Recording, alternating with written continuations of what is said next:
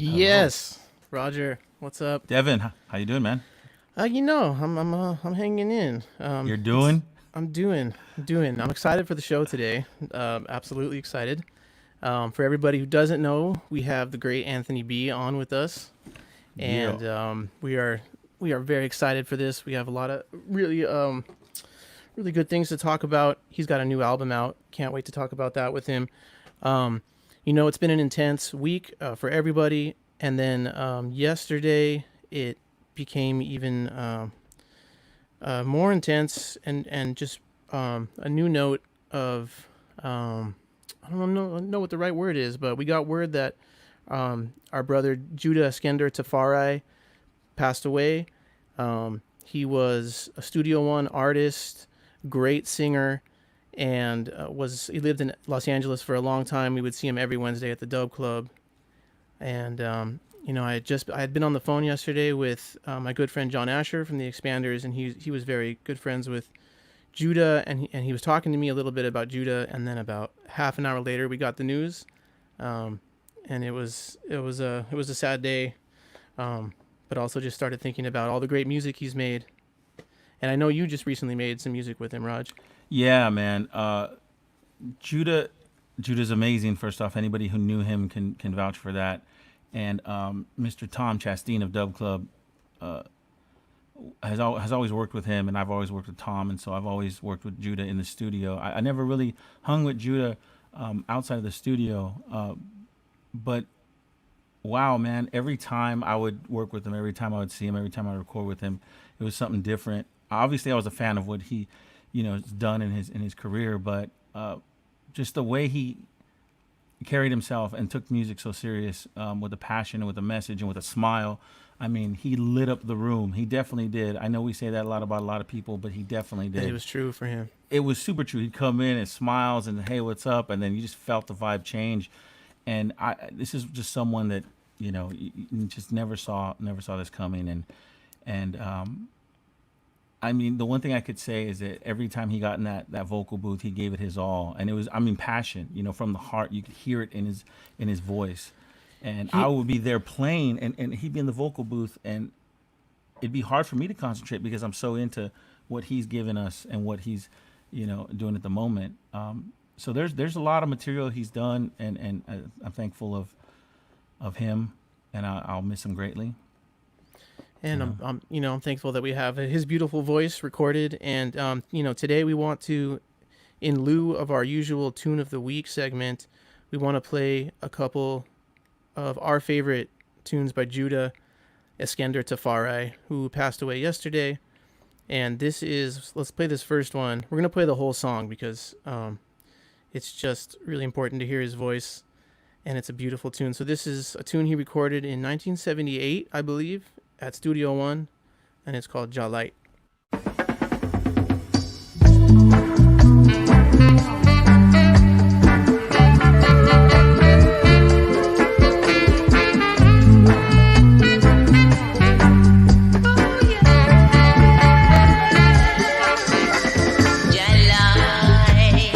Yeah.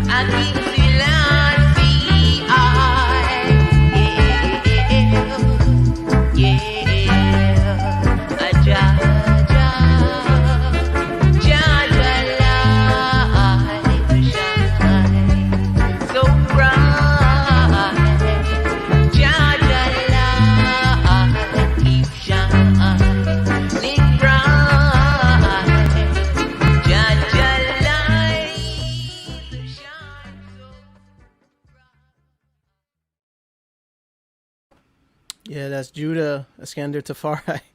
Man, I mean, what a I dare voice. you to find, I dare you to find someone with a voice like that. You know, how unique is that, and how passionate is that voice? I mean, geez, are we gonna Um, dip into another but tune? We have to. yeah, let's play one more Judah tune. You know, we usually do two songs every week to start it off. So our second song is going to be another tune by Judah. This is also Studio One.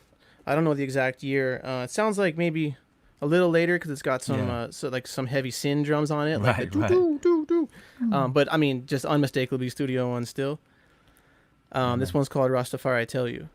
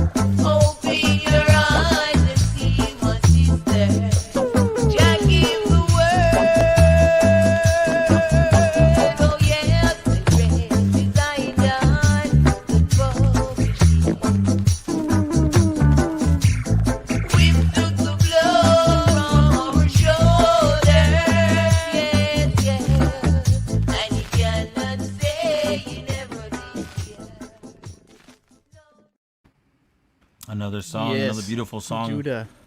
another beautiful song by Judah. Man, centralized, organized. He quotes it. You know, Well, wise words always. that's for the man Judah Eskedar Tafari. You know, his body left us yesterday, but his words and works always live on. And we're thankful for that. So peace to the man called Judah. Yes. Right now, so before I even mention this, I want to let everyone know who's watching. Please share this video. Hit the share button if you're watching on Facebook. Tell all your friends. Make sure to go like it, whatever you're watching it on, YouTube, Facebook, whatever. Hit the like button. That helps us get more viewers all the time. And definitely share it. But right now, it is our great honor to bring on a man who has been at the forefront of Jamaican music since the early 90s. He's a singer, songwriter, musician, and an activist. He hails from Clarkstown in the northwestern parish of Trelawney, Jamaica. His new album, which is full of hits from top to bottom, is King in My Castle. And he joins us from the country of Austria, I believe, where it is currently 3 in the morning. Please welcome the great AnthonyB. Yes, sir. Yeah. Anthony. Can you hear us, sir? Can you hear us, Anthony? We see you. Do you see us? He got the freeze memo. Can you hear us, Anthony? Oh, yeah. Kyle's freeze memo. Yeah. Sir? Yes. The Austria Wi-Fi connection. Yeah. I'm going to write an album called The Wi-Fi Connection. Can you hear us? Hear us, see us. Maybe on his end it's... Oh, there we go. I was putting the headphones in. Oh, okay. That's why. Maybe the mic and the... Mm-hmm. Oh, maybe he switched settings. Oh, you can't hear? Maybe go back to the OG settings. We'll figure this out. So this is the... This is what you get when you're doing the live stream. Maybe try without the headphones. Yeah. We'll figure it out. Mm-hmm. But everybody stand by. We got a lot of good stuff to talk about. It is 3 in the morning where he's at. You got to give it to AnthonyB, man. When we asked him to be on the show, he agreed to it. And then after the fact, we found out that the time difference was good. Whoa. Yeah. You asked me to do something at 3 a.m. Yeah, we appreciate that. And like, I was thinking, like, do you stay up and like just not go to sleep, or do you like? Well, you do. You know? I mean, you treat it both ways, man. Yeah. You know. Oh, he's gonna handle his he's stuff. Gonna. That's the right move. You could treat That's it both the right ways. move. We had the last Agrilite tour in Europe. We had a show, dude, that went. I think. Oh man, it was so insane. Our show started, I think, at like 2 a.m. Like, we started on stage at 2 a.m. I think it's in Spain or something. So to answer your question, you take a nap before, then you wake up like at midnight and party. All right. Can you hear us? No? I think... Oh, okay, he can hear us? We can't hear you. So maybe... No. Nah. Maybe if you disconnect the headphones, it might be like a headphones battery thing. Yeah, we had that before. We had the headphone battery thing happen. Maybe just go back to the settings that we had at the sound check. That might work better. It's funny, right? The headphones they're good, and then what happens is they lose juice. Yeah. And then nothing yet. No sound.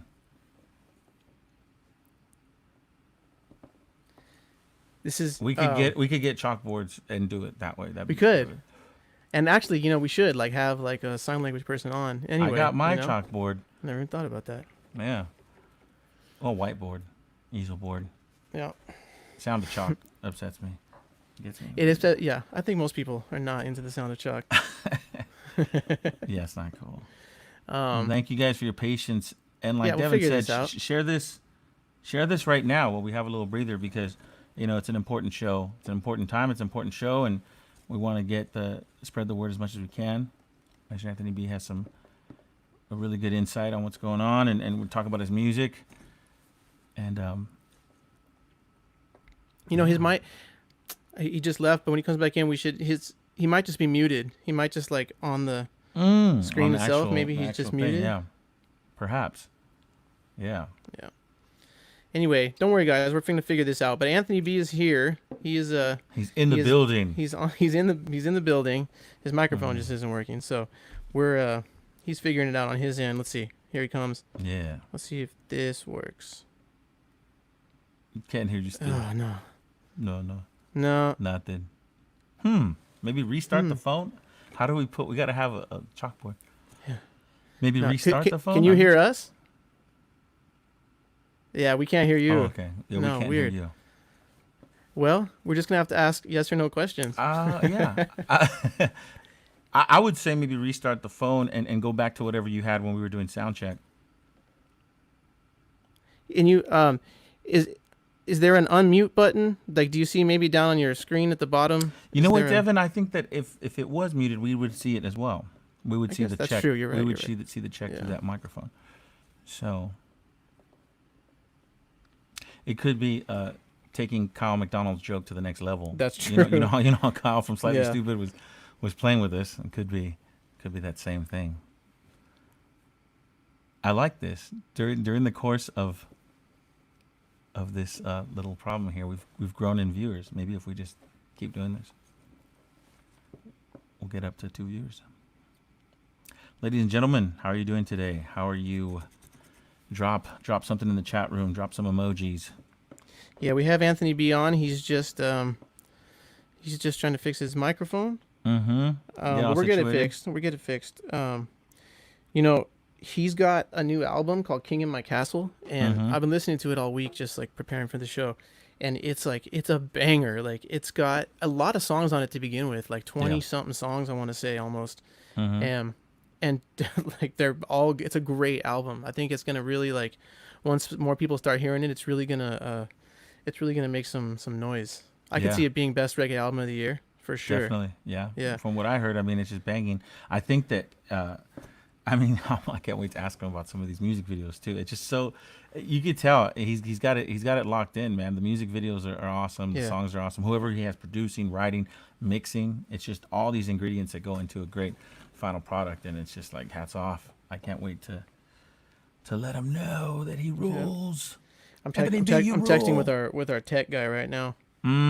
Yeah. And Which one? We have many. No, I'm joking. Yeah. We have none. He's texting me. That's what he's doing. I'm like, no, I'm joking.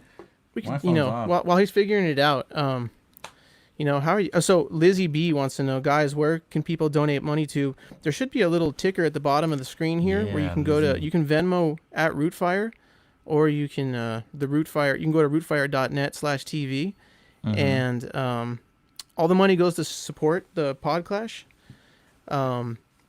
We are, we have a small little, the expenses are not too great on this show, but what they are, we use donations for. Let's see, Anthony's coming in. Let's see if it works. Hello. Yes.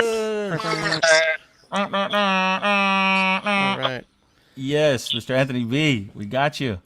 All right. Give thanks. Cool. All right. How are you doing, man? We appreciate you. I know the time change is wicked, so we appreciate you joining us today, or tonight, or this morning.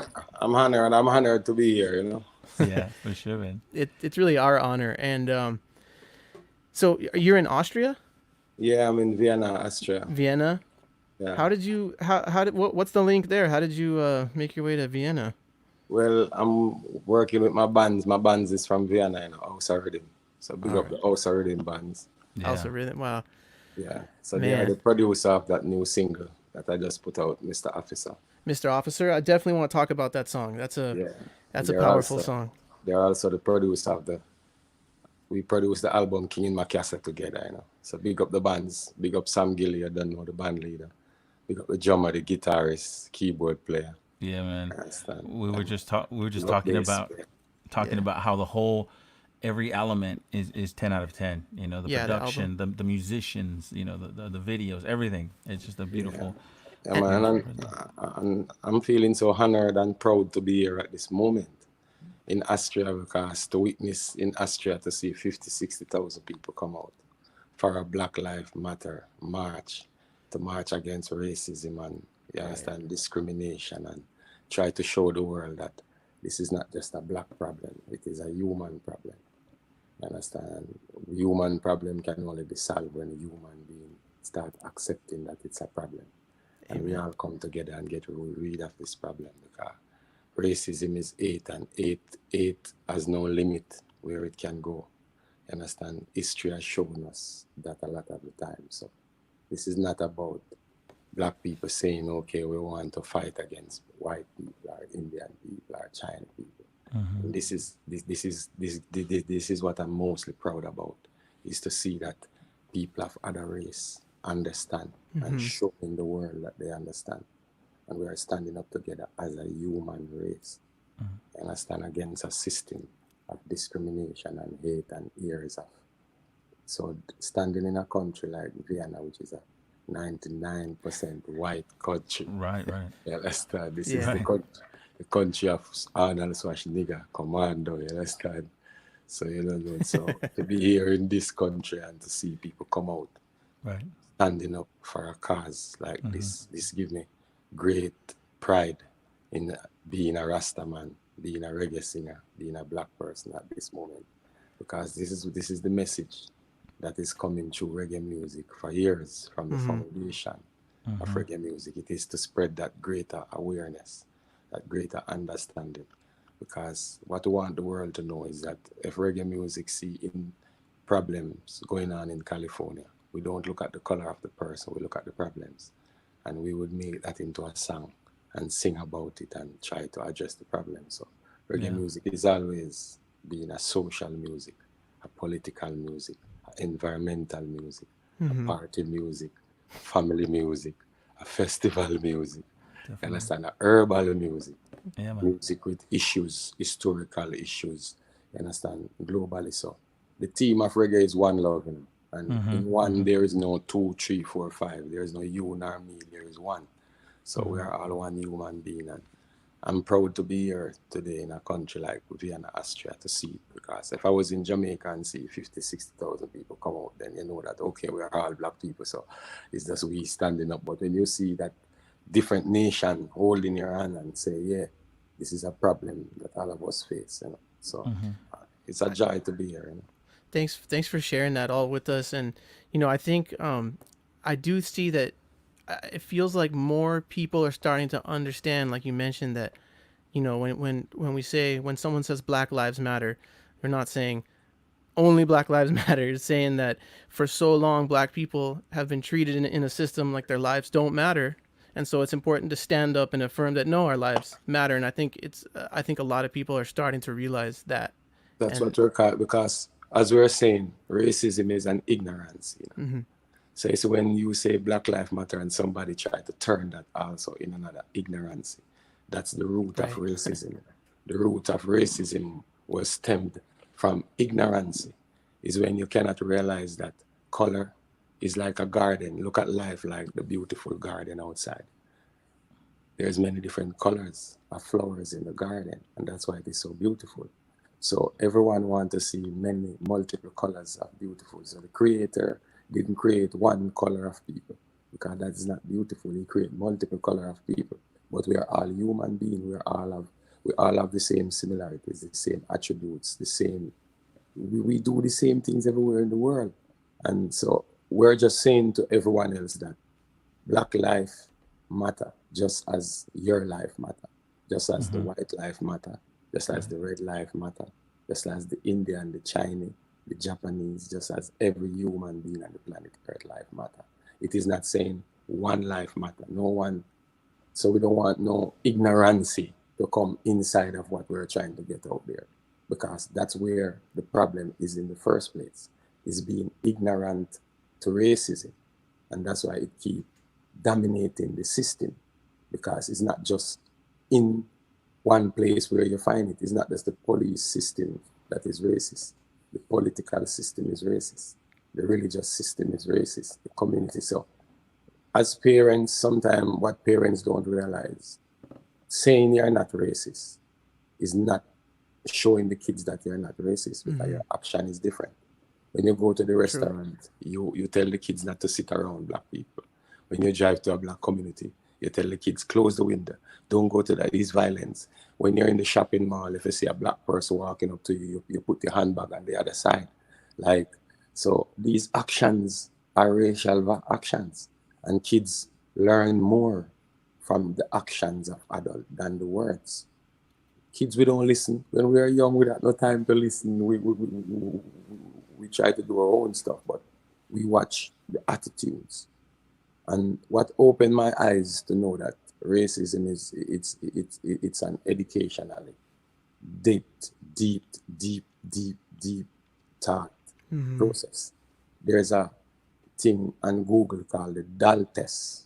I don't know if you ever seen that. You ever seen that test on Google? No. You can Google the DAL. The DAL, like DAL that kids play with, test. Okay. Okay. And they got kids from 5, 3 to 12-year-old questioning them with 2 doll, one white doll, one black doll. And when you can see a kid look at a doll and say, Oh, that doll is bad. That doll is ugly. That doll, the adult don't like that color. And when the person say, what color are you? They point at the same color that they say is bad, the same color that they think. And so that to show you that it is a mental shift.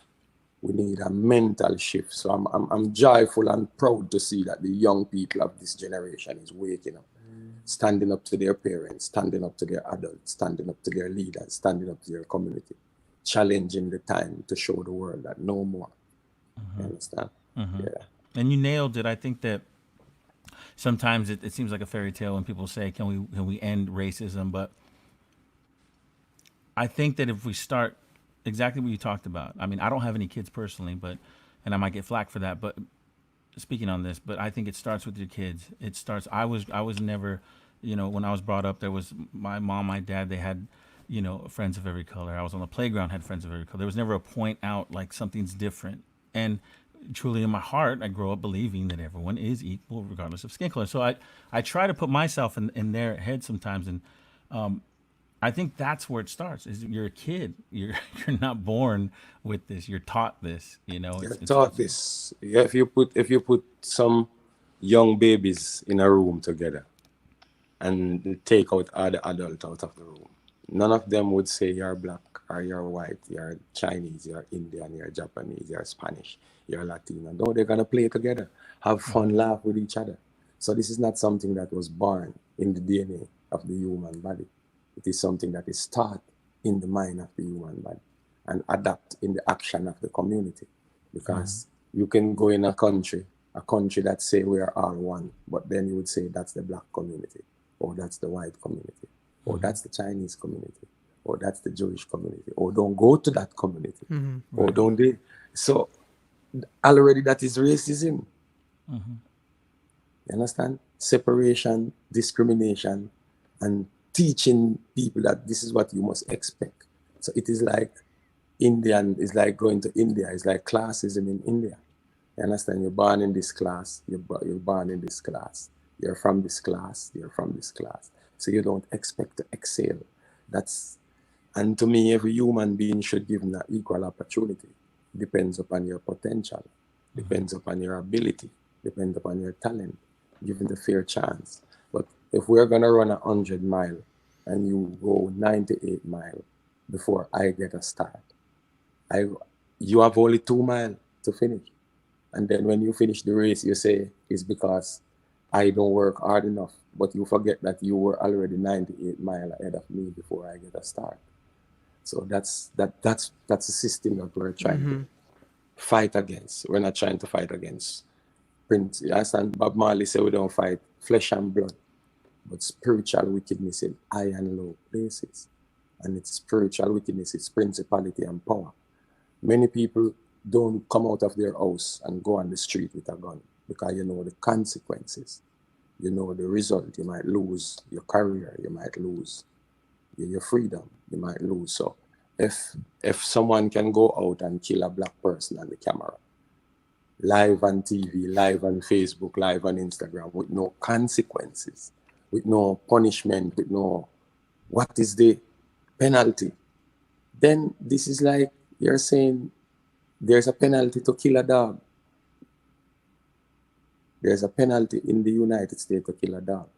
I can't come on Facebook now and take a pet and ill-treat that pet and beat up that pet. You would see everybody going all over my Facebook. AnthonyB is animal cruelty, and you can't treat animal like that. So what are we saying? What kind of message are we sending to the kids? That you're saying that you cannot hurt a pet, you cannot hurt an animal, but you can hurt a black man doing anything because this is live on camera and there's no punishment, but there's a punishment if you hurt an animal. So this is what we're trying to, awareness, bring consciousness. Consciousness brings solution because it brings discussion. And only through discussion and debates. We might agree, we might disagree, but that's what we do in school. This is how we learn. This is how we learn in our homes. This is how we learn from our parents. When we have in talk and discussion with our parents growing up. We didn't agree about everything, but we didn't hate our parents and they didn't hate us. We might disagree today and agree another day. You understand? Many things we didn't agree with our parents younger growing up. You grow up as an adult and realize, oh, Papa was sorry, or Mama was sorry, I got it because of experience. So this is what we're saying. We're trying to bring an awareness.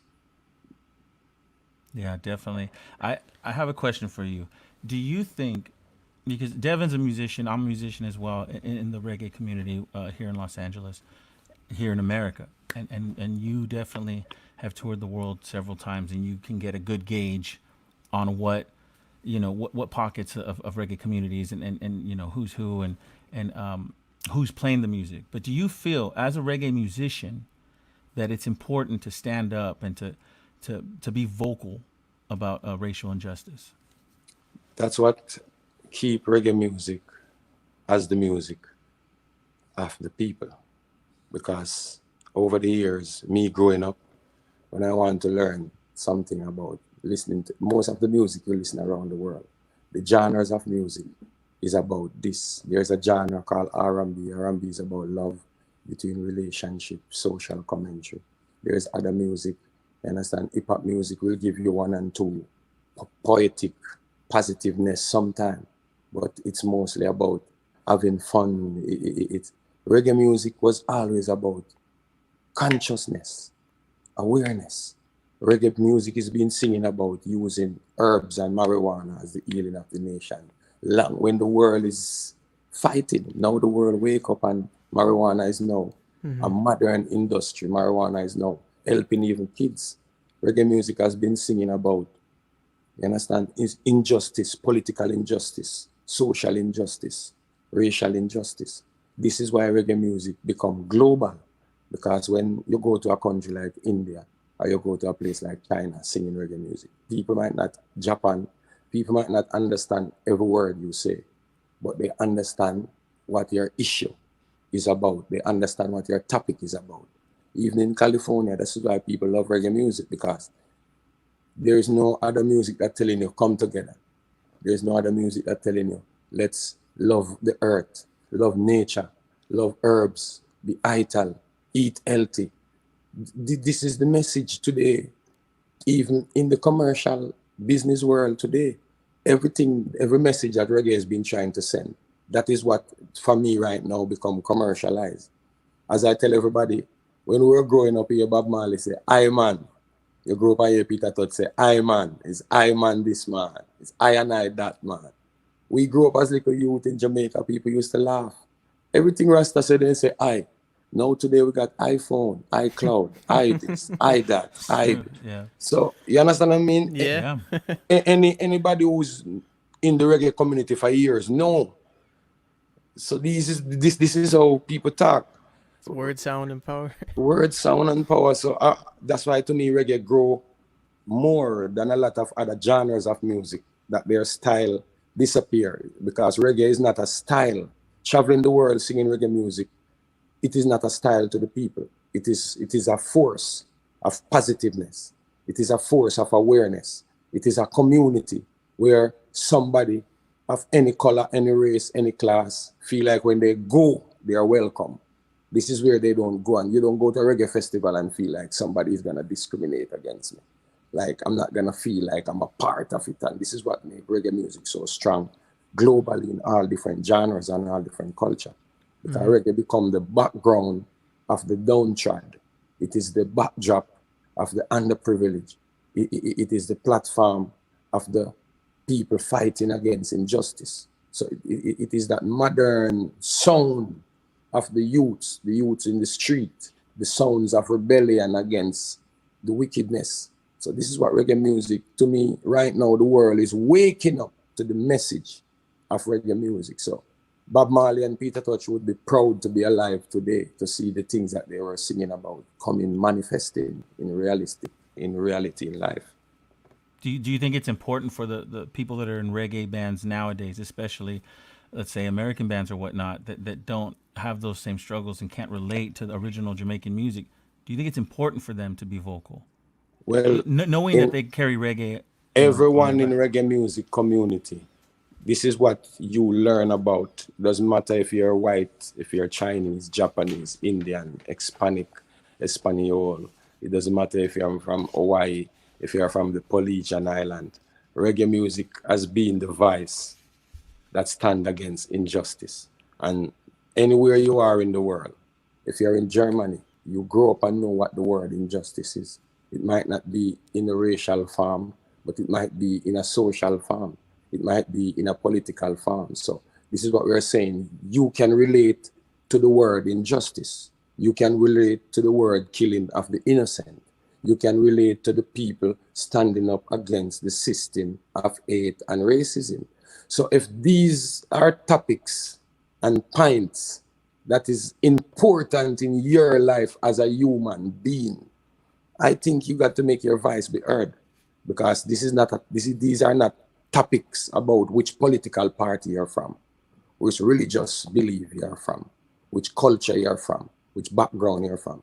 It's about a universal word called injustice that everyone in the world can relate to. A universal word called racial discrimination. Everyone can relate to. A universal word called genocide against minority. So if these are things that you can relate to, I think you should let your voice be heard. No one is telling you to come out and be controversial if you think it's controversial. And you might think, oh, it's AnthonyB. Them man, they sing Fire Pan Rome, so them man, they always controversial. No, this is not a controversial topic. This is a human topic. We're asking about saving life. The other day, we have COVID-19, and I see everybody come out sending a message, because the message is not about fear. We're trying to send a message to every country around the world that have hope. There's a brighter tomorrow, and we try to pray for the frontline workers and pray for families who have lost somebody. So in any human tragedy, I think you should let your voice be heard. It doesn't matter your color, your race, your belief, even if you're not religious, even if you're not Rastafarian. You understand? Even if you're not black, from your part of the reggae community.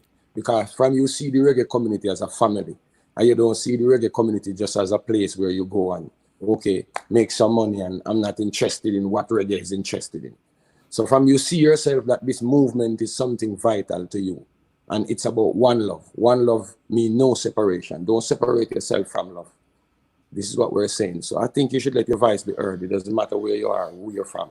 From you're a part of reggae music. Even if you're not an entertainer, you're a producer, you're a festival promoter, you're a fan, you're just touched by this music.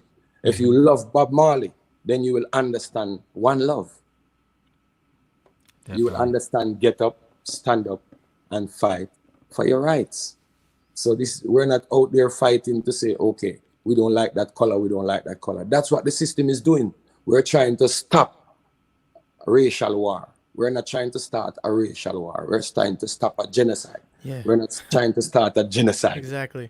You understand? Yeah. So we're not trying to make you a part of something dangerous. We're trying to use your help, your assistance to stop something dangerous. We were not around centuries ago when there was under genocide. So we could only talk about history, but we are here today, and what we can do today. We're not saying take up a gun and go there. No one is saying to go and loot. No one is saying to go and riot. No one is saying go join violence. None of that we're saying. No one is preaching violence.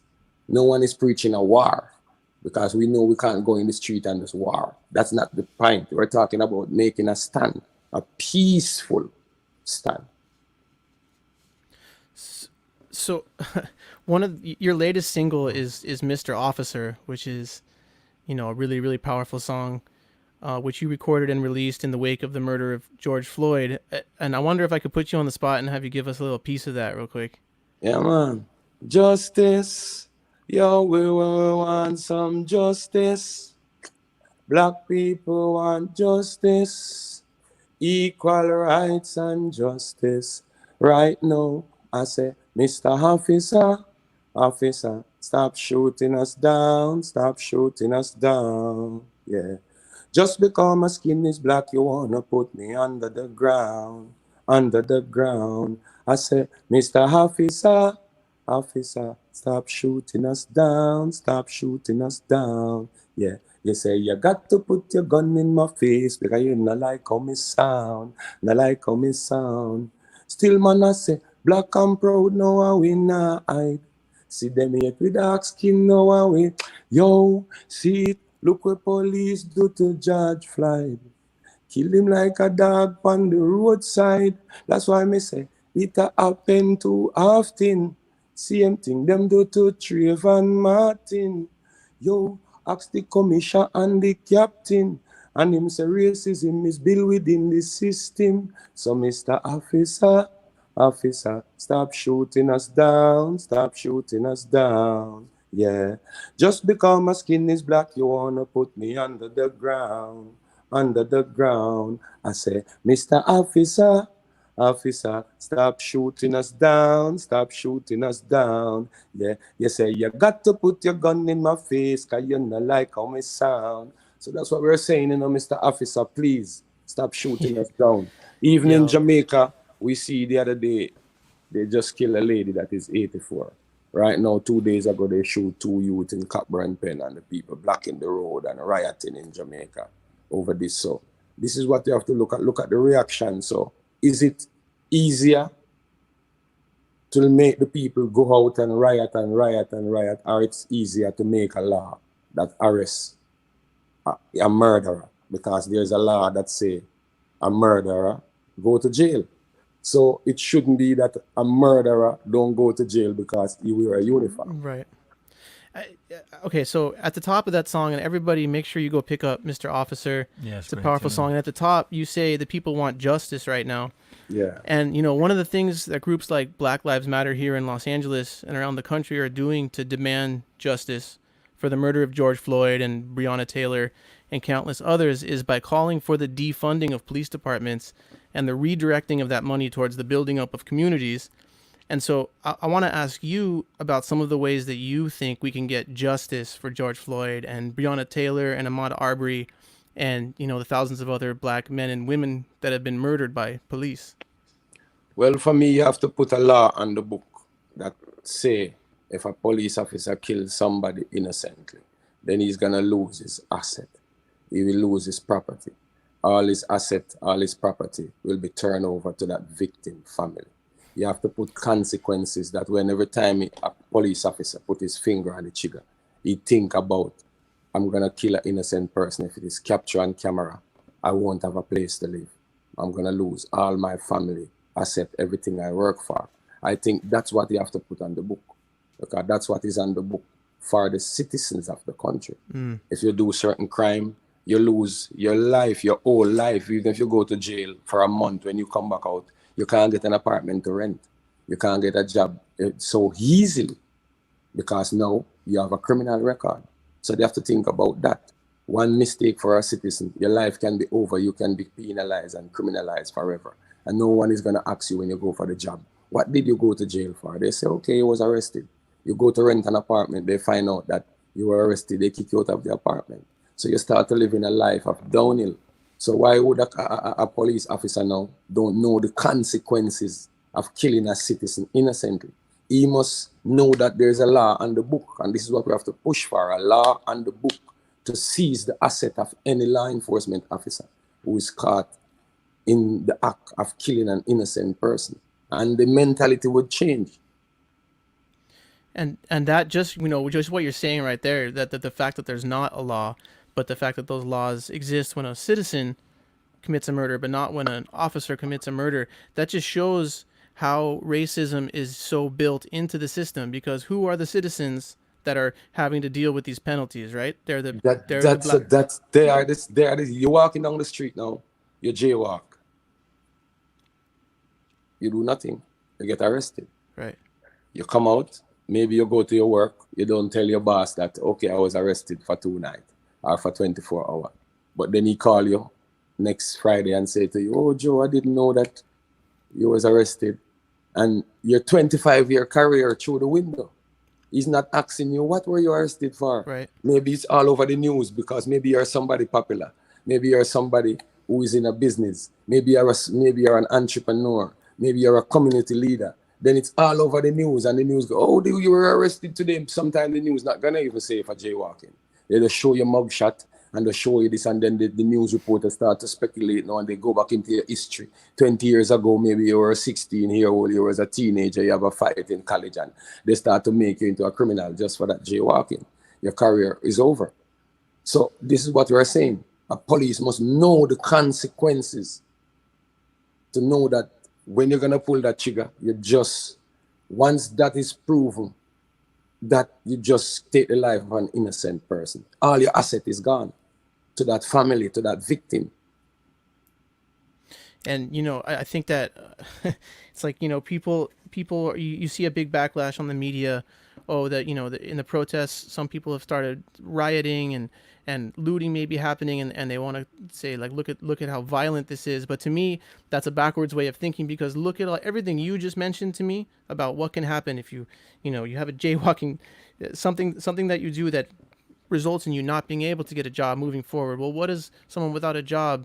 What do they have to do at some point? They've got to commit further illegal acts and so that those kind of laws that are built into the system, they result in violence. That is systemic violence, and that's what is happening. Yeah, that's what is happening. If you leave an animal in your house, you have a pet, you leave him inside, you're gone for 4 days, no water, no food. When you come back, your house is torn into pieces. That pet is not violent, but right.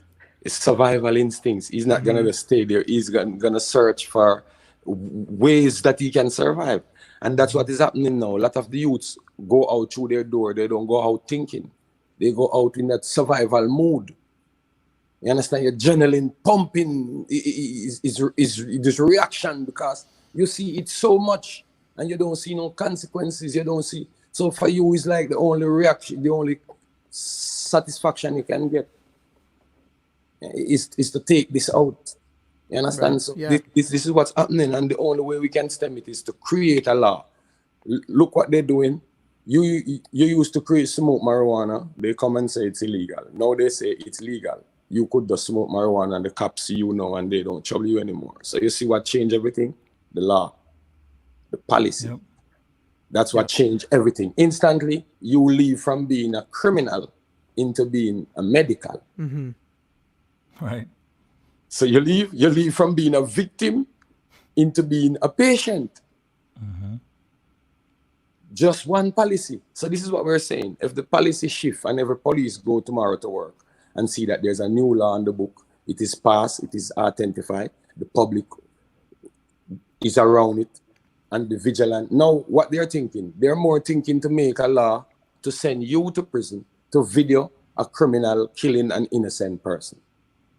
They're not thinking about making a law to send the criminals to prison. They're thinking about now to make you a criminal who is using this video to show the brutalization of your friend, yourself, and your fellow citizen. And that's the racism in the system. So this is it. So they're not thinking of breaking away from the racism. They're thinking of tightening it up. And that's why we have to, right. We can't just come out and ignore it, because silence is violence. Mm-hmm. Yes. Yeah. Sorry. Go ahead, Raj. Right now, I know we all feel it. Like this time, like Devin said, there's countless examples of the injustice that happens. But right now, at this moment, I know in my lifetime, I've never experienced something like this. As far as the attention and the passion and the power that's going on right now, what can we do to keep the momentum going? Because so many times something like this hits the news, hits social media, and then day by day, it just gets diluted. And it's like, before you know it, we're talking about something else. Don't run away from the topic. What, as Haile Selassie teach us, when the voice of justice goes silent, the voice of injustice get louder. You have to look at it like this. To be racist is to be bold and ignorant. So when a racist attack you, they're not going to attack you from the angle of intelligence or from the angle of reasoning and conscience and humanity. They're going to attack you from an angle of trying to pull you down, from an angle of trying to break you, to make a stand, from an angle of trying to discriminate against you. So they're trying to know what you have to look into. The Environmental Protection Service is the company that make the policies to destroy the environment. So you have to start to look at things through the other lens. When someone say, yeah, I'm for you, you look and say, no, you're not for me, you're against me. So this is how we have to start to look at things. And this is why we have to keep this topic in the forefront of everything we're doing, because this is when the kids get aware. But while we keep jumping over this topic, we will never discuss it anymore. We're so scared to come, because then it becomes threatening to your job. It becomes threatening to your environment and your community, because then you find yourself alone. But if you keep talking about it, even your boss or your community, now it is a topic in every media. Now one time, it's only few media houses would touch a topic like this. But what you're gonna do? Lose the people? You can't lose the people. You have to go with the people. So it's not them, it's the people control. Democracy means power to the people. The people are the government. That's what is in the dictionary. That's what is in the encyclopedia, that the people are the government in a democratic country. And you elect leaders. You have elected. Elected means somebody, the people put you there. It's not you put the people there. You're not gonna be there after 4 or after 8 years. The people will always be there. If there's no people, there's no country. If there's leaders in an empty country, you're not a leader. What are you leading? So the people, the voice of the people is the voice of God. The voice of the people is the power. And this is what this generation wake up, because this is the time of information.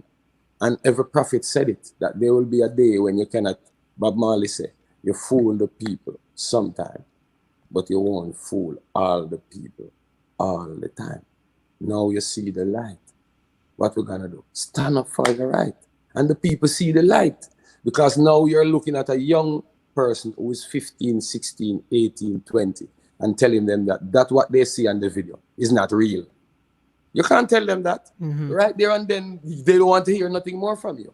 And this is the problem, because you find parents trying to tell kids that, oh, you don't feel that, mommy?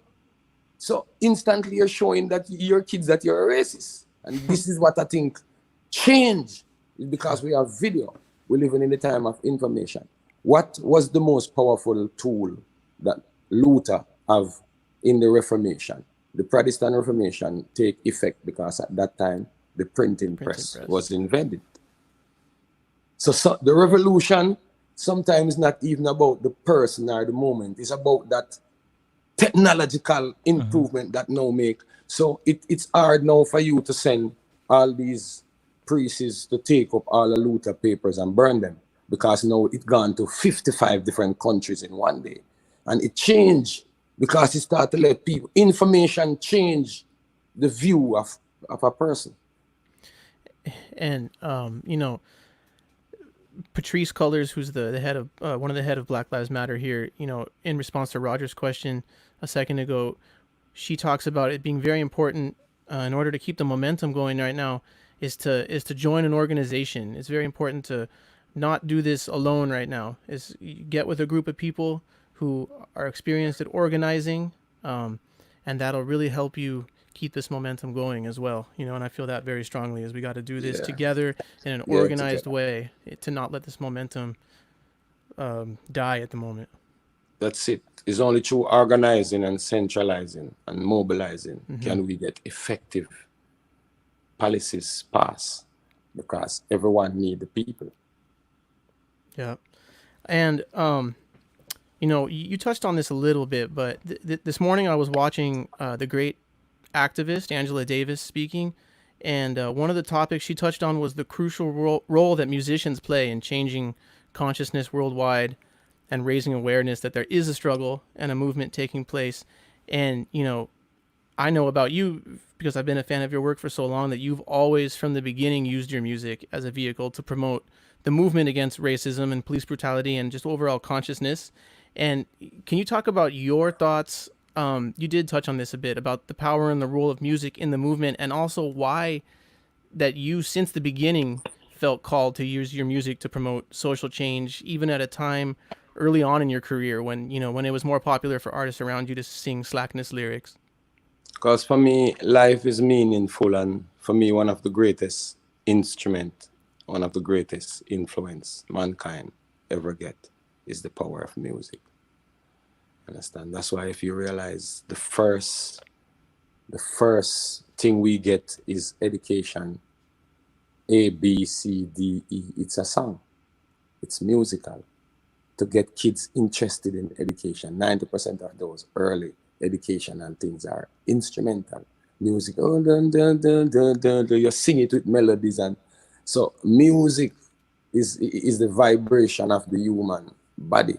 You understand? So this is when you can send music with a positive sense. When people spend the time to realize and sing and listen and say, "Whoa, this is what he's saying." Because you might sing a song and every Jamaican understand you because we speak Jamaican patois.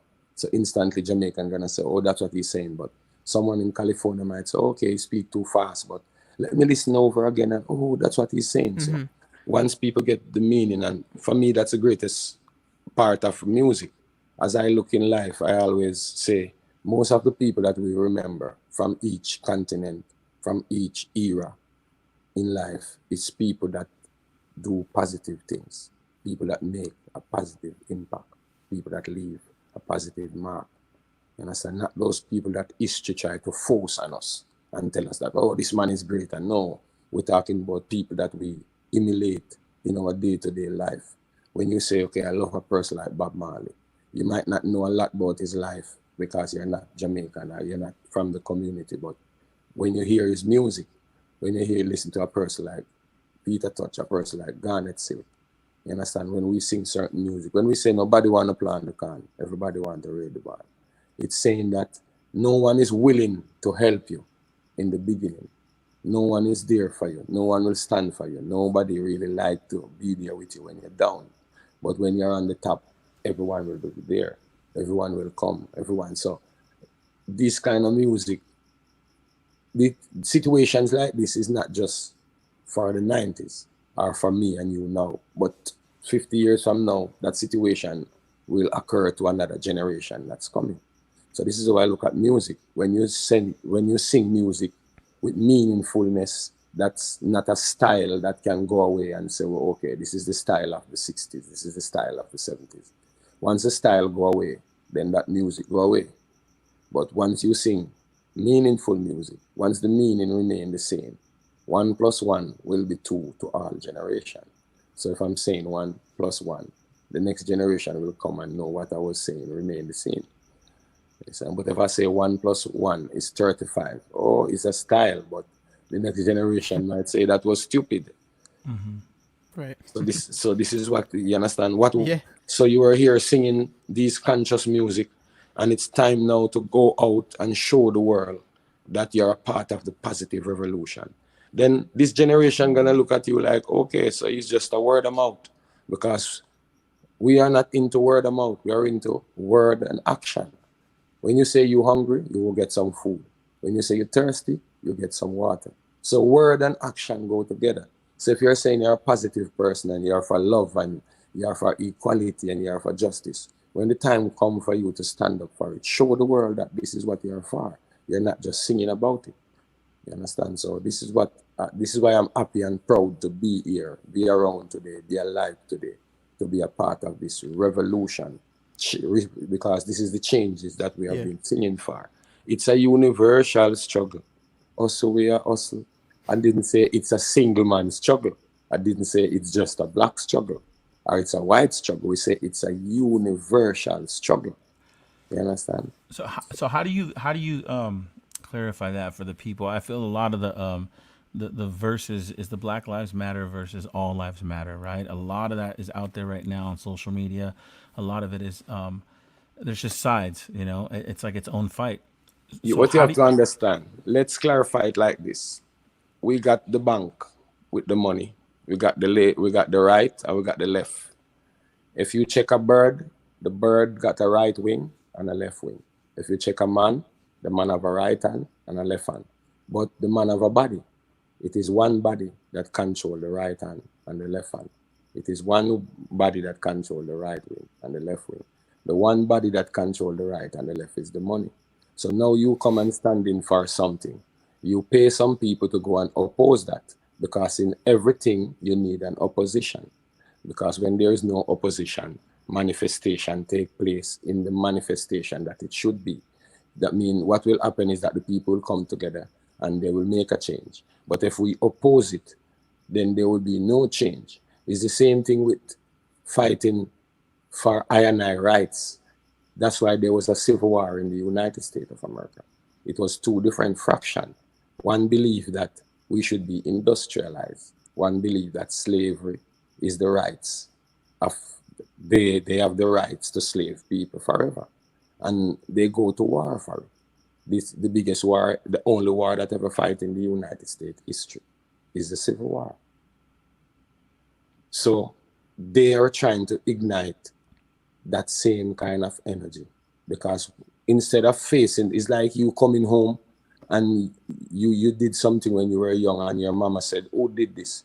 Instead of saying to mama, "Oh, I did it and I'm sorry," you say, "Oh, somebody else did it. Oh, maybe my brother did it. Oh, I didn't know." So you're trying to play the blame game to run away from solving the problem. And this is what they're trying to do. They're trying to ignore. The news is not saying the innocent man died. The news is not talking about an innocent man dying.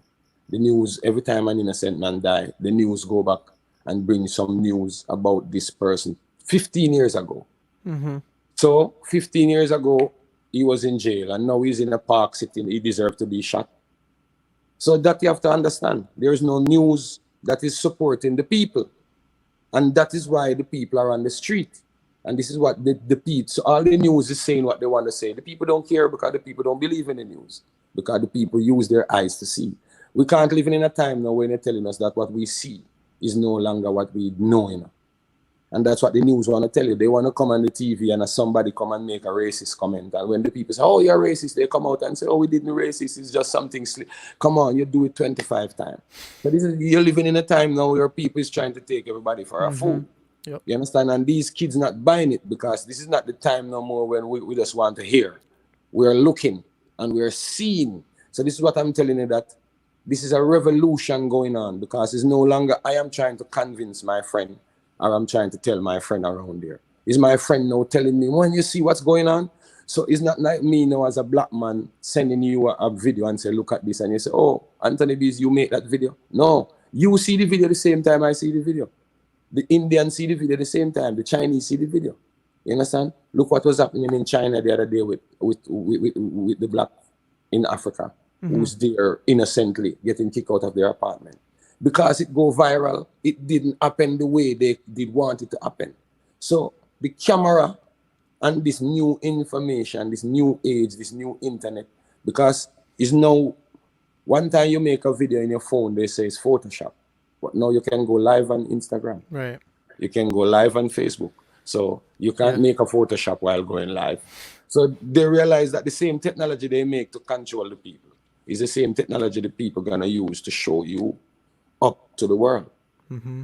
And yeah, they say, it's like racism is it's not getting worse. It's just getting videotaped now. It's just getting, that's what's going on, my brother. It's just getting videotaped now. So this is the problem now. And once the kids see these things on the video, it's going to affect them. Many kids get traumatized. I watch people crying because just they see that video. If you look at how the man died, even me as a big man, when I see tears come out of my eye, I have to stop it. Because it's just like, come on now, man.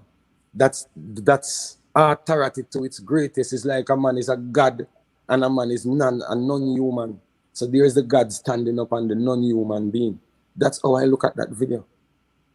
And that is how the world see the video. That's why it touched so much people are. Right. And when you can see the international news would prefer to demonize the man after his death. That's alone to show you how demonic it is. And we are from a community in Jamaica. You learn when a man die, come on, you lay the man to rest. Let the man problem solve. You don't dig up his problem after he's dead and gone. Let him lay to rest. When you see the media trying to dig up your problems that they didn't highlight before you were dead. Just it shows the system just panicking to try to justify, and because they can see that people are starting to see, so they panic. They panic, you understand? And the more they try to go deeper into lies, is the more the people see, and that's why the people get more hungry. It's best they don't say nothing. Yeah, you understand? So this is what I'm saying to you, my brother, that they want to keep this highlighted. Don't be afraid to talk about it. Mm-hmm. When you go out, you might get in heated debate But debate is a part of education. Understand? Being proud is a part of being human.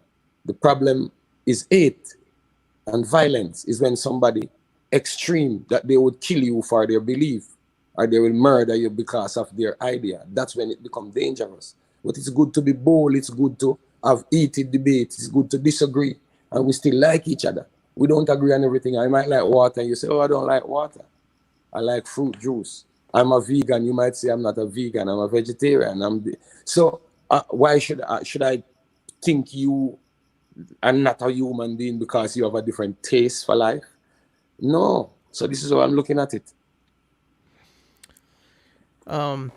Yeah, that's I'm just like trying to sit with that and like process all of that for a second. You know, I think it's really important to right now in this time to listen, even for like someone like myself who I feel like I have a lot to say.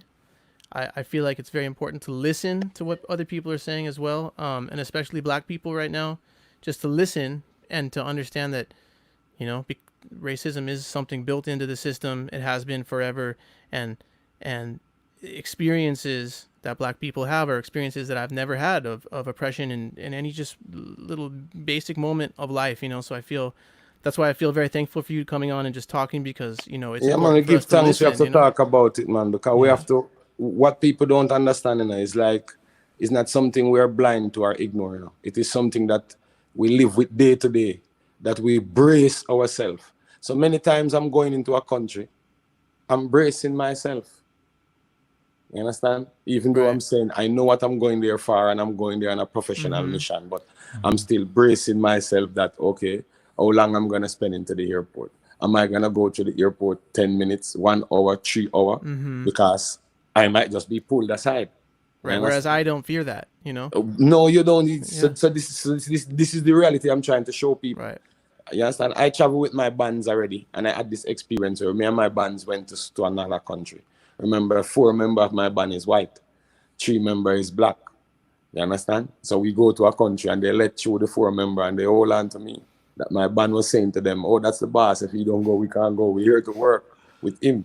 You understand? And this moment, because even a member of my band would say to me, boy, they didn't see that because they grow in a different environment. Right. But now they are with me and we start to travel and they would see that sometime they might be outside the airport 2 hours waiting for me. And then they start, because as white people in in America and all over the world, it's like there's so many moments, and this is something I'm learning all the time, where our whiteness is so invisible to us. We're not aware that in this moment, something you're getting through. You know, things are easy for you, and you're not even aware of the invisibility of the fact that it's easy for you right now because you're white. But then look how crazy this is. There was a video I see on the news in Chicago like 5 days ago, where a cop drive down a car with an elder white lady because there was a Black guy, a young Black youth sitting in the back of the car. So they pull over the car, pull their gun, take the Black youth out of the car, put him in the handcuff, put him in their car. Before they even ask the white lady what's wrong. When they take the Black youth out of the car, they go to the front and ask the white lady, what's the problem? Are you okay? Because we get a call that, and she said, that's my grandson. So now she says she's panicking because she's a white lady with a Black grandchild. And they think this youth kidnapped her because he was sitting in the back of the car behind her. And this is like 5 days ago. This is not even 5 years ago. You understand? This is while all of this is going on, that is still going on. It's not like they say, okay, let's take a break then because it's all over the news. They don't care. They're still doing it. And that's why we're saying you have to put consequences. You have to make a person know once you're in a badge, once you wear the uniform and you kill a person innocently. You understand? We're not saying just Black people kill an innocent person. And also not just that officer, but the people that are tolerating it, the other officers around that officer. They have to. That's what I'm saying. You have to hold them accountable because remember, if the police come now and knock on your door and I'm there at home with you and they find weapons in your house, they're taking all of us to jail before I can say I don't live there. They're not going to ask me if I live there. They're going to put me on my face, put cuff on my hand, and they're going to arrest all of us. And then we would have to come to the court now and prove that we're not involved with you, or get a lawyer to prove the process. So this is what we're saying. You're there killing a man and 5 of you are there, but why? But this is not how the law works. Right. So that means there's no that's a law great for point. you. This That's is a what we're great point. saying. So these are the points that because what they're trying to say that we're dumb and we're stupid and we're ignorant. You know? So when we're having conversation now, we have to try to let them know that we know what's going on, and inside the internal part of it. If you go to school and the teacher know that, well, you don't have to learn to get a degree, then I don't have to teach to get a degree. Then what is education? There got to be consequences, because if people are not all accountable, then people are gonna do what they want to do, and this is what happened with the people in power. There is no accountability. You know, the story you told right now of the white lady and the black kid in the back seat. It reminds me of you know, a couple years ago I had some friends. We all were coming home, driving in the same car. We got into my neighborhood, and I ran inside. I had to run inside real quick, and they were still fishing around for some stuff in the car. And you know, I'm a white guy, and my friend was Mexican, and the other one's black. And I run inside, and then they're taking a while, so I run back out, and I see them both up against the car, like in handcuffs. And when I see that, I just run over and I run up on the officer, and I say, no, wait, these are my friends. And he just started talking to me. Oh, really? You know these guys? And I talked to him, and we cleared it up. And later on, after it all got cleared up, I was thinking to myself, like, you know, that way I just ran up on the officer like that. Like, first of all, I thought I could do that. It didn't even occur to me that might be dangerous, right? Because that's part of my white privilege. And then, you know, I just was thinking, imagine if I had been black and ran up on the officer and said, "Those are my friends," I would have been dead. Yeah. You know, and so that kind of thing is you know, sometimes you don't realize it until you get some perspective like that, and someone tells you, you know, and that's why I think it's so important to listen to other people's experiences. And I get fed up of people thinking that, oh, just because I've never had that experience means it's not real. You know, it's like, when did we become so unwilling to listen to people and say, I believe you. It's never happened to me, but I believe you because you're telling me it's happened to you, you know? Yeah, and many people want to make it easier to talk about the life of animal than the life of black people. And this is what is so dangerous. You understand? Because even me as a black person, sometimes you're trying to have that conversation. And if you're trying to have a conversation, if you post sometime on your IG and some comment that some people put, sometimes you wonder if they forget that you're black. And they forget that this is your life, your kids, your family you're talking about. And I couldn't say that about somebody of a different race. You understand? I couldn't see somebody of a different race die on a video and say negative things about them. Then the whole world would be like, you understand? So why would you see me saying something positive about a black man dying on a video, and your comment will be negative, like it's a racist comment? Right. How can a black person standing up and say stop killing a black person is a racist? It's a lot of work So to do. this is what you have to. So it's a lot of work. That's why we have to.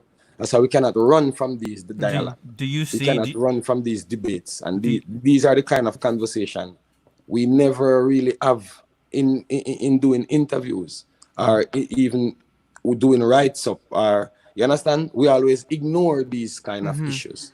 So that's why it is being linger. It's like a sleeping lion.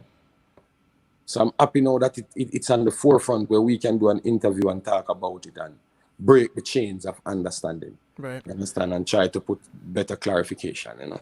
Do you see examples of your fans responding to your IG post, for example? And do you see them speaking up, contradicting what you're putting up? Do you see them?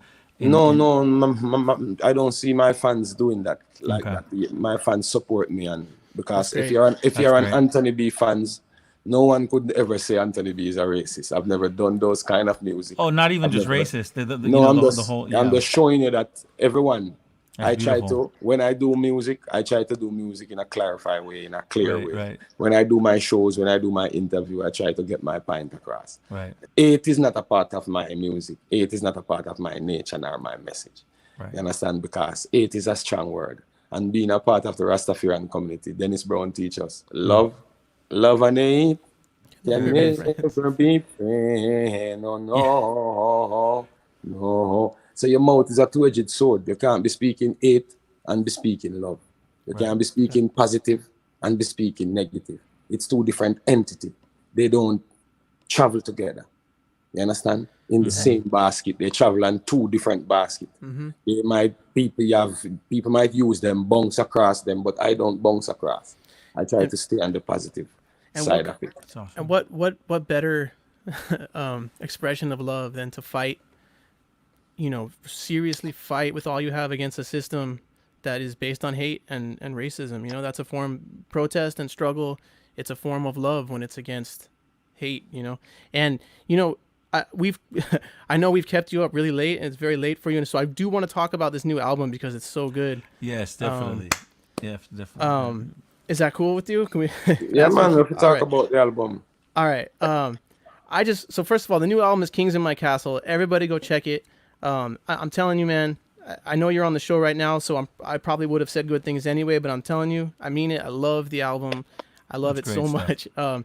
And I just want to throw out the names of some of my favorite tunes off of it, and maybe you could give us just some of the story real quick behind each tune. As I mentioned, I have a lot of favorite tunes, so let's see how far down this list we can get. The first one is Singing in the Jungle. I think this is an amazing song, and the lyrics of Singing in the Jungle are just like really fascinating to me. Like I kept listening to it, and I'm like, this is a crazy song. Like, can you talk about how that one came about? yeah. Well, that song now is like I'm thinking of. I want to make a song for children. You understand? But not just a song just for fun. A song that they can have fun to, but learn something in singing that song. You understand? And I'm saying, okay, I'm looking at life the way you're looking at the world right now is like we're living in a jungle where you're fighting for the survival, you're fighting for the rights of man, the rights of woman, the rights of freedom, the rights of this is like a jungle. You understand? And so I'm thinking, okay, animals don't live like that. So we need to start learning something from the animal. If you look at the kids, if you look at a kid, a baby will run to a lion and don't even know the lion is dangerous. And the lion won't harm that baby because that energy that the lion feel. You understand? So this is what give me that vibration for the song. And then I start to sing it, and the lyrics, when the lyrics start to come to me too, I start to laugh. Like, should I really say it this way? Like, the lion and the tiger is smarter than our world leader. Yeah. You understand? So, and while saying those words, I start to watch these leaders on the TV, and I'm saying, it's really true. These animals are really smarter than these world leaders. So I get a school choir together. So big up the Wolmer's school choir. They are the children singing. Nice, Right man. now in it. Yeah. So give thanks to the school choir, big up the children. And I want to get it like authentic, Nyabingi, African kind of style, African sounding. So to all my African people, big up all my African people. And the harmony singers, Alpha Blondie, harmony singers. Yeah. Nice. So big up Alpha Blondie and beautiful singers, from the Ivory Coast. Yeah, man. Wow. Nice. Yeah, I love that song. I think my second favorite song, maybe. Well, I'm gonna leave that one off because I know, Roger, you wanted to ask about this song. So another song that I really really like on this album is both of these together. I'm just gonna mention both of them. Is Talk Talk Talk, and Nobody No Friend. Both of those two. Well, yeah, man. Big up Zamunda. You're Big right. up my brother Zamunda. Yeah, man. Upcoming champion reggae star. You see it? So that song now is like what we're having now. You see it? We're trying to have a positive discussion. We're trying to have a positive message. We're trying to send across. So when you say Black Lives Matter, we're trying to awaken the conscious side of the human body and the human soul.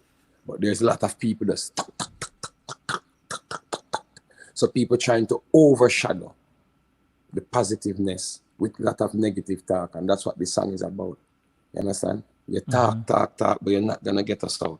We're not gonna stop sending this message. We're not gonna sit down. You understand? We're gonna die fighting on our feet. We're not gonna just lying down, because Pink Floyd, I think it's Pink Floyd have a song say, you understand? Oh, I wish you were here. We're two lost souls swimming in a fishboat year after year, running over the same old ground. How we found the same old fear. Wish you were here. You understand? So what he's saying in that song to me that catch me the most. You understand? He's saying that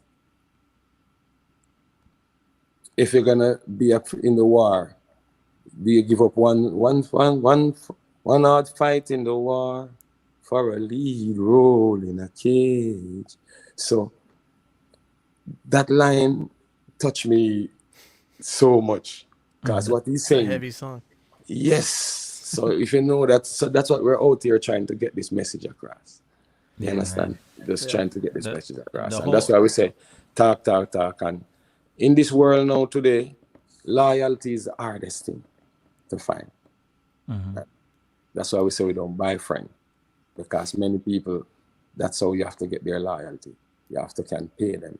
And if you can't pay them, then to hell with you. So we're living in a world now where it's like money is the thread of friendship. Money is the thread of community love. Money is a friend of getting together. So that's why we say we don't buy friend. If you're loyal, you're loyal. Even when I got nothing. Even when I'm broke, even when I'm hungry, even when I'm rich, doesn't matter where I am. We're a friend. You understand? So it's loyalty over royalty, you know. That's what that message. I like it. Yeah. I like Yeah, I it. like that. I gotta ask you, man, who? So, do you come up with ideas for the music videos and the?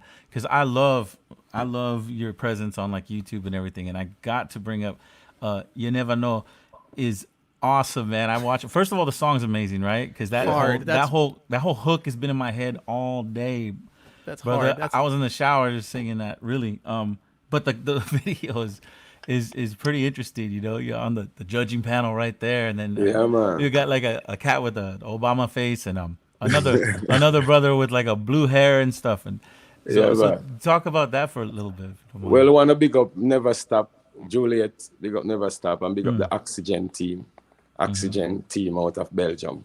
Nice. Yeah, for their creativity, because they are the creative mind behind this video and everything. So I Okay. got to give them credit. And we're saying in the song that many people is like, you never know. You understand? So we're just trying to, it's like a puzzle, putting few pieces together. So in case you never did know, listen. Go and look and you might find out. You understand? So that's why we're saying you never know, you never know, you never know. So bad man and so politician and gunman are friend. You never know. See? So this is what we're trying to say. So you never know. So because many people might say, what do you mean by you never know? Yeah, in case you never know. So things you never knew. That's what we're saying to you. Didn't you know? So it's like we would say now, the biggest problem in the world in all my traveling is called poverty. It is the underlying problem of 90% of the world crime and violence and ignorance and arrogance of the youth. And every time you hear a world leader come on the radio and they come on the TV and they tell you we're going to spend 1,500 billion to fire a rocket to go research into moon and see if there is no life on Neptune or to find out if there's any water in Venus or, you understand? But then no one is saying, let's talk about poverty. Everyone is saying it's your fault. Everyone is saying it's this. So it's like if there's a disease, you blame the people. If there's a pandemic, you blame the people. If there's an outbreak, you blame the people. But then you tell the people you are the one that they elect into places to make sure they are protective and they are served and they have good health system, they got good education system, they got good welfare system, and they got good security system. So it's time now that there's a generation who is aware now of these lies, that none of this is true. And I think these are all the fabrics that is binding together into this, what's happening right now. You understand? So it is becoming bigger than just us standing up, but it becoming a way now where people putting all the other stuff together into the one ball and say it's time now to get all of this out of the way. You understand? So yeah. Here in Los Angeles, the budget's about to be passed, and you look at it, and Black Lives Matter has been really like putting that budget in front of people's eyes to see, to show them, you see what we're spending our money on. 54% of the Los Angeles budget in this city where we have so much homeless and so much crime and so much poverty, 54% of the budget, $3 billion, is going to the police department. And then the other half is just sliced up, and there's a very, very small amount for, building community. And that's why that group is really pushing for, let's redirect some of this money into building up communities. We don't need this much police. If we would just build up our communities. That's what we're saying. So we're saying that what they do is they make blankets. You throw a blanket over the problem. You come home and you see your floor is breaking out, and you just get a carpet and put over it. You're gonna fall through that floor because the floor needs fixing. It's not just putting the carpet over the floor, but make a new floor. And that's what they keep on doing. This is what they do. They put a blanket over it. So in Jamaica, I see something and I laugh. I see we pass a ghetto and see they're building up a nice white picket fence. But they don't move the houses. They don't fix the houses. So now you pass in this place, you're not going to see that it's a ghetto anymore that need help. Because now you see these pretty white fence when you drive on the highway. So it looks like, whoa, over there is, but the house is not fixed, but the fence is fixed. So this is what they do. They put blankets in your eyes, try to put billboards in your eyes. But if you look behind the billboards, there's people sleeping on the ground. But you see this nice, pretty billboard shining. So to you, whoa, Los Angeles is beautiful. You understand? So this is what they're doing. And the kids are waking up. Because no longer now, many of these kids don't wait on the mainstream media like we used to do. Mama wait on the 6 o'clock news. Papa wait on the 7 o'clock news. They believe these kids different. They're getting their information before it reached to the TV. True.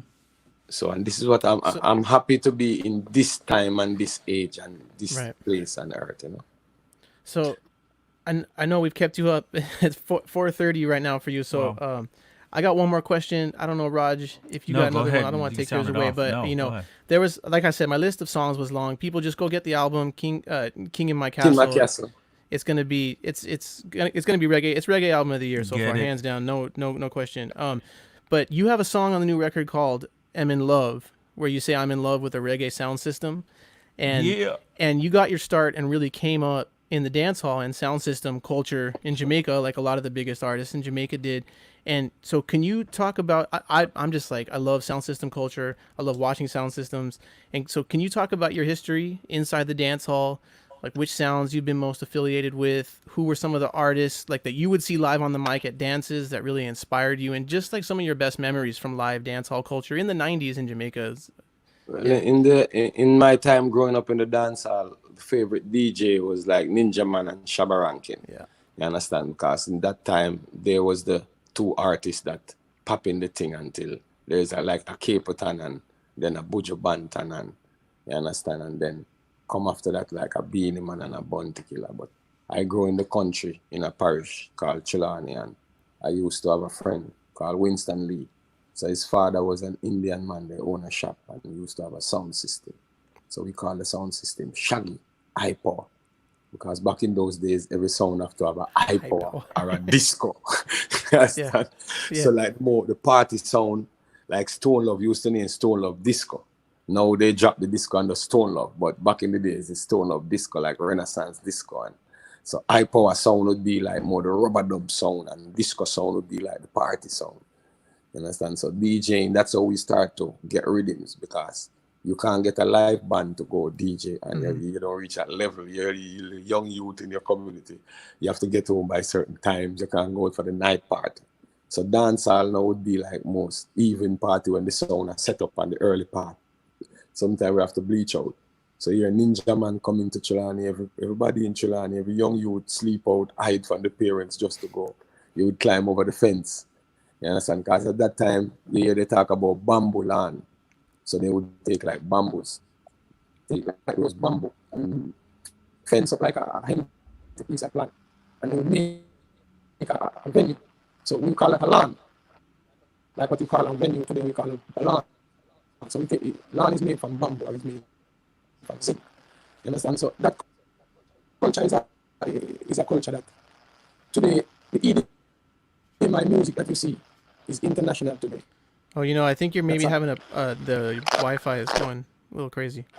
You're starting to break up a little bit over there. Do you see that, Raj? Yeah, I see a little bit of it. Maybe the Wi-Fi connection is. I hear some little things. Does it sound normal to you, Mr. Anthony B?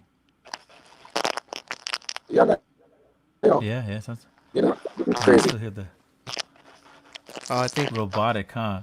yeah. I think there's maybe an issue on your Wi-Fi end. Maybe that's Maybe. Uh-oh. okay.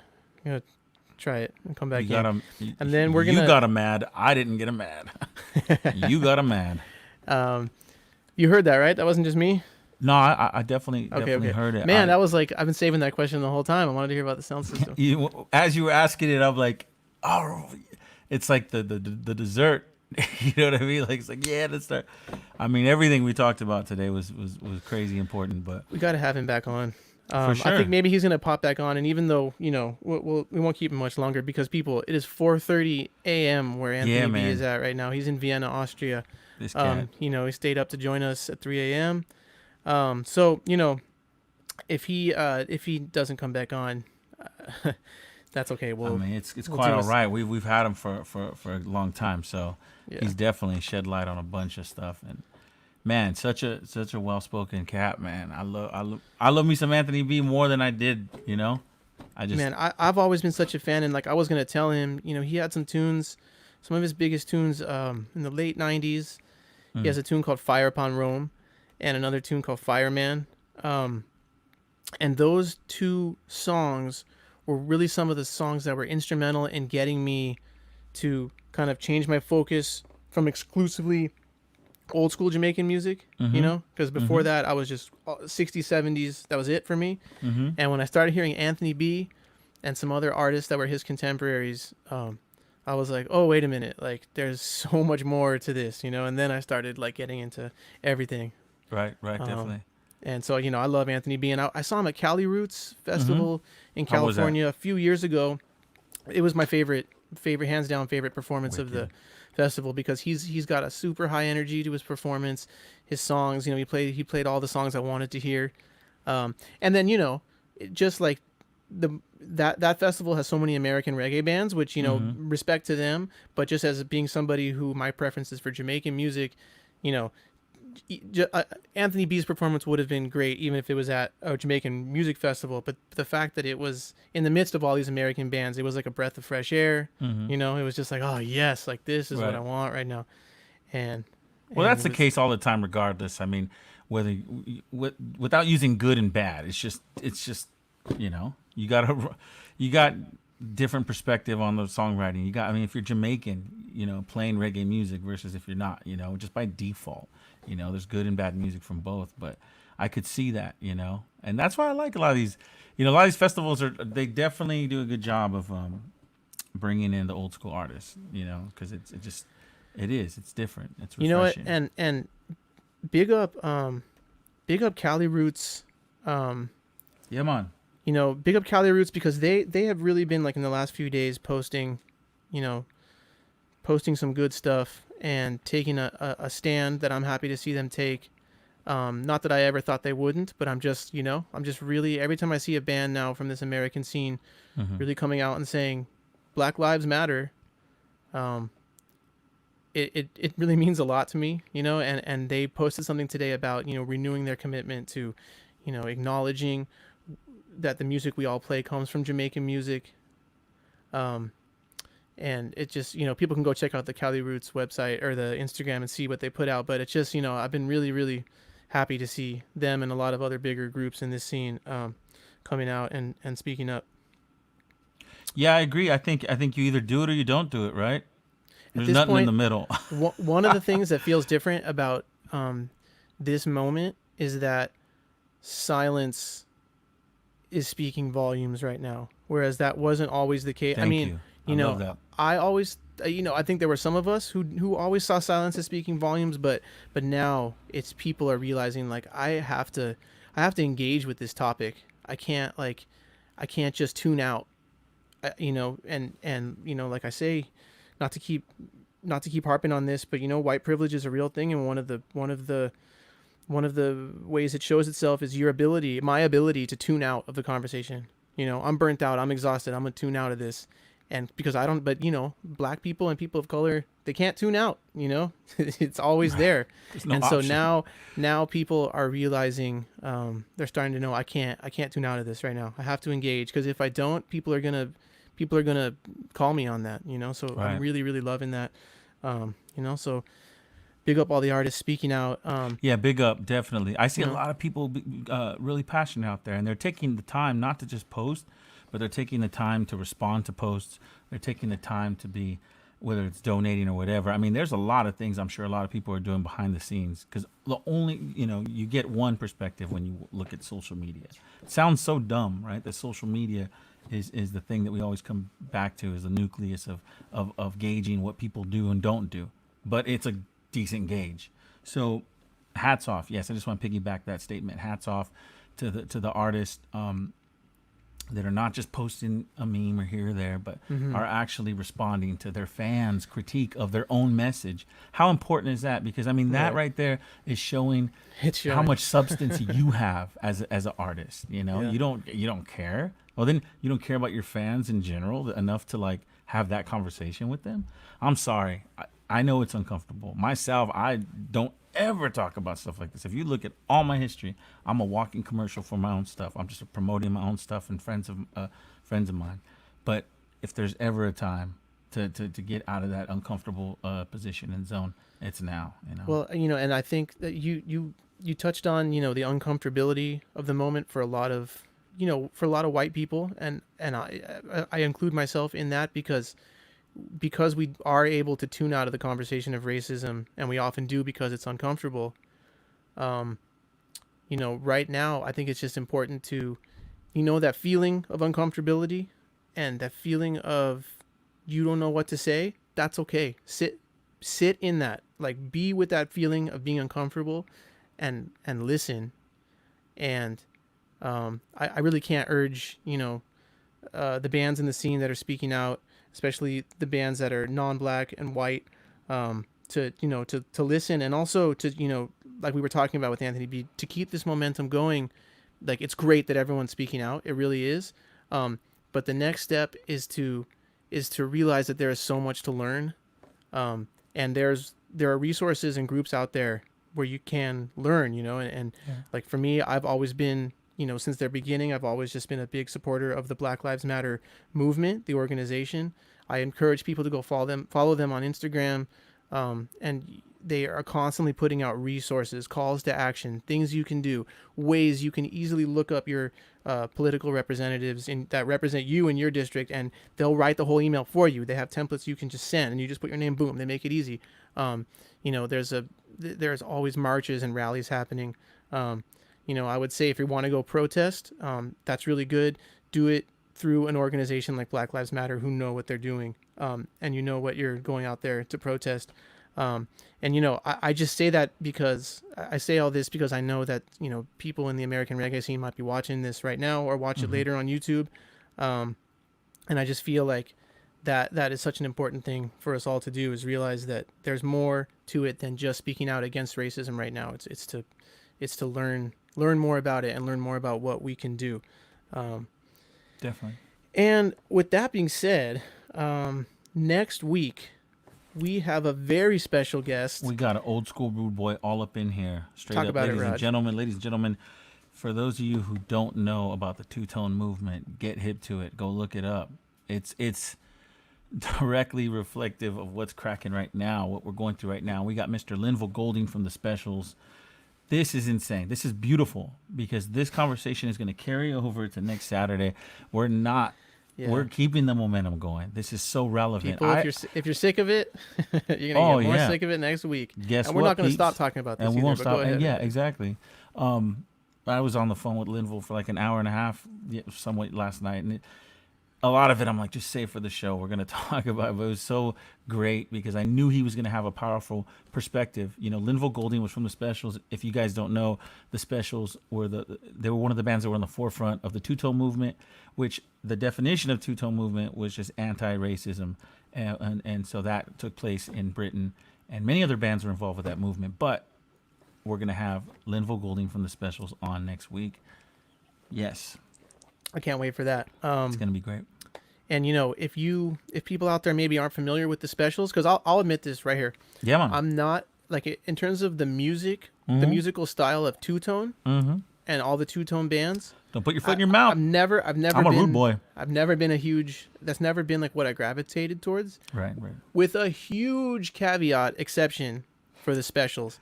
I Right. love the Specials. I think that they're just everything. The songwriting.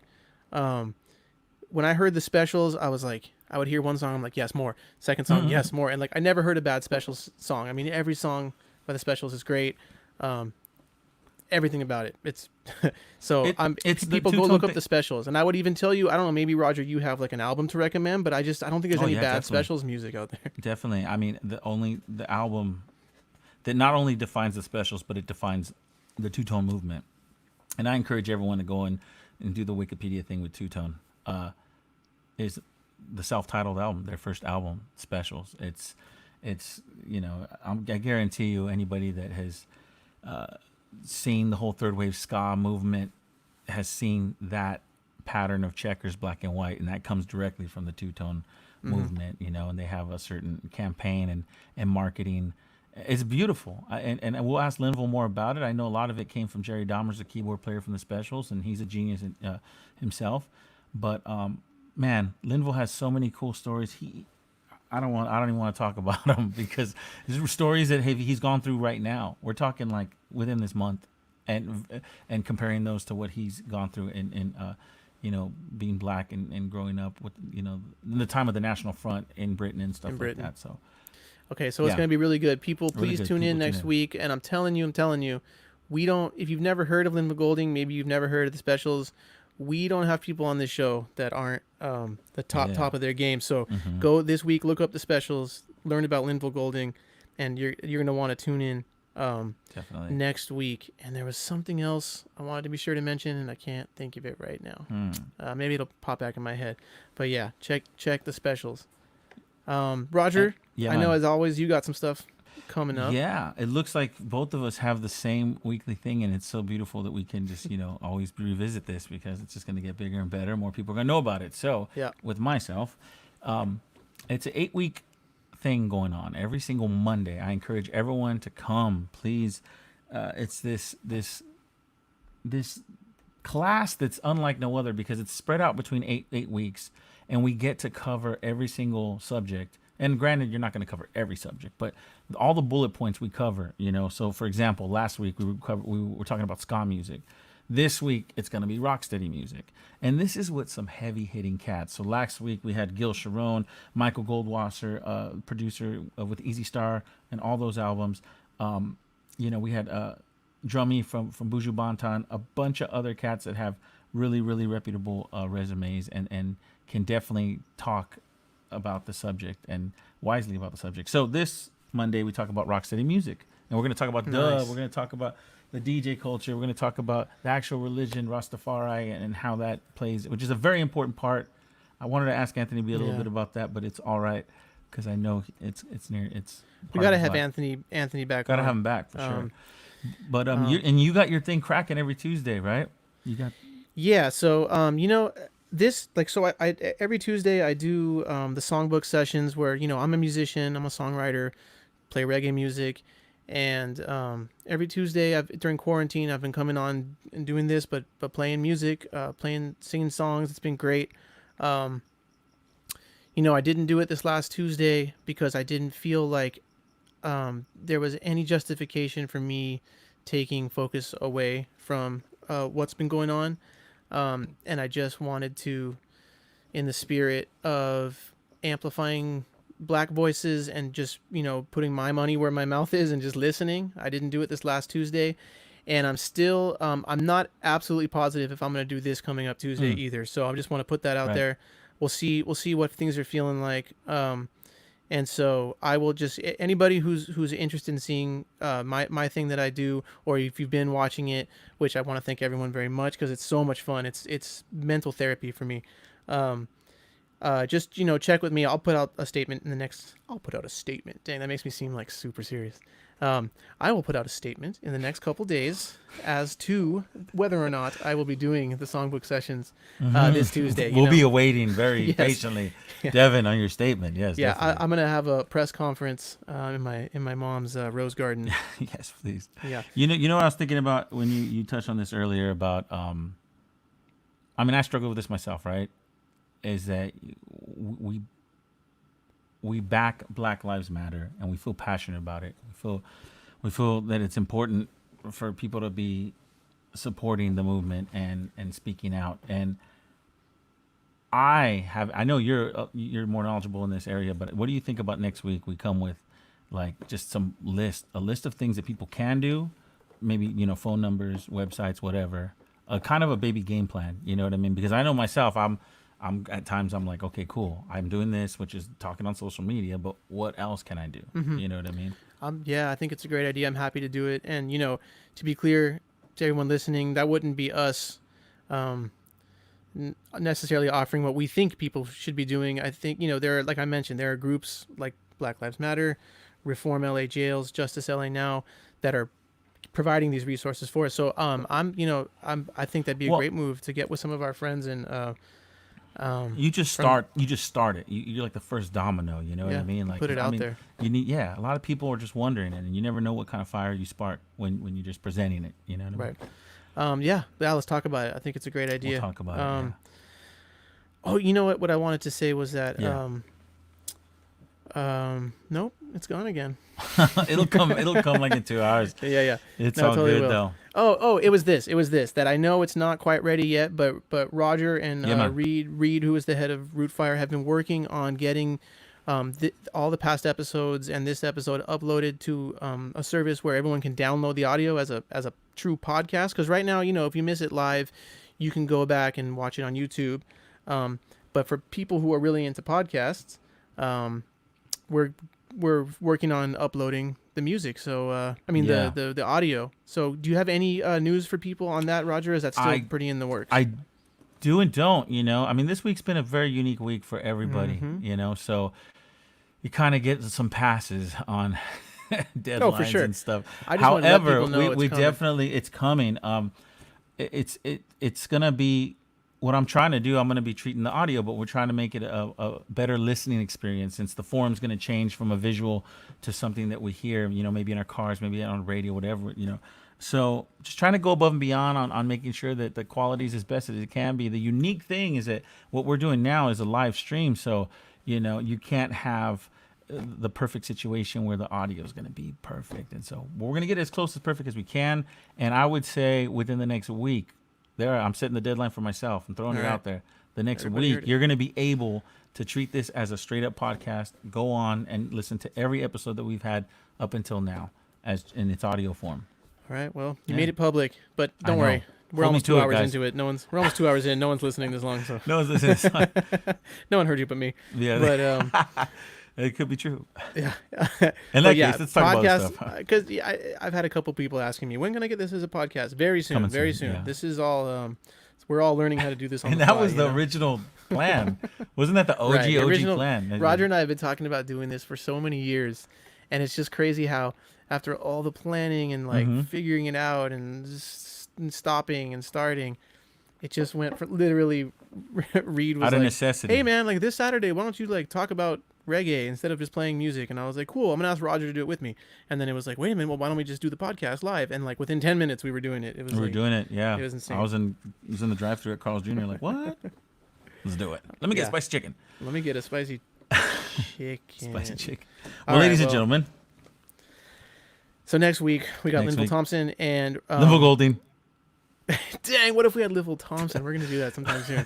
But we have Linville Golding next week from the specials. Right. Okay, so you can, this week we played some tunes by Judah Eskedar, who passed yesterday. And next week, we did that instead of the tunes of the week. And next week, we will be back with the tunes of the week, where Roger and I dig into our crates and pick some Jamaican music to share with you guys. And if you want to get a jump on that and listen to what those songs are, so you can be familiar with them before we talk about them, you can go to our website, which is the reggaepodclash.com. My song's up there, Roger's song's up there, along with 8 other tunes that we just picked so we can have a nice playlist every week so you can put that on and listen to it. Please go check that out. There's other info about the show up there, upcoming guests. We've got some really good guests coming up, booked a few weeks in advance, so you can check all that stuff out. And you can also send us an email at the reggaepodclash@gmail.com. Just anything you want to like really say to us. If you want to give some feedback on the show, you want to request, if you got some ideas for guests that would be good for us to have, that's the place, the reggaepodclash@gmail.com. You can also hit us both up. You can hit up me on Instagram, man like Devin. You can hit up Roger on Instagram at reggae_Raj. Yeah. Exactly. Reggae Raj, right? I don't know why I can never get in my head. Reggae_Raj. That's him. Even if you do Reggae Raj, it'll get redirected. We talked about it. Yeah, we talked about it. And then please go follow the Reggae PodClash on Instagram as well. Yes. And, we just want to thank everyone for watching. These have been so fun. Today was one of my favorite episodes. Big respect to the man called AnthonyB. Not only coming on to just like share so much wisdom and words from the heart and dropping knowledge, but also the fact that it was 3 a.m. and he stayed up till 4 a.m. until Ja just took his phone out of his hands and said, no. You need to go to bed, sir. You need to go to bed, man. So, we thank AnthonyB. Everybody go check out his new album, King in My Castle. I think that it was on Spotify and some of the songs got pulled because there were some mixing issues. If you go check out King in My Castle right now, it might not be on there, but just keep coming back because I know they're getting it up in the next couple of days. But I'm telling you, people, I've heard it. It's a great album from start to finish. One of my favorites from him. I felt so lucky that we had him on. Like the timing was like this because it's one of his best albums, I believe. Perfect. All right, y'all. Until next week, be good to each other, and we will see you next Saturday at 6 p.m. Pacific with Linville Golding. There you go. Later, peeps. Everybody.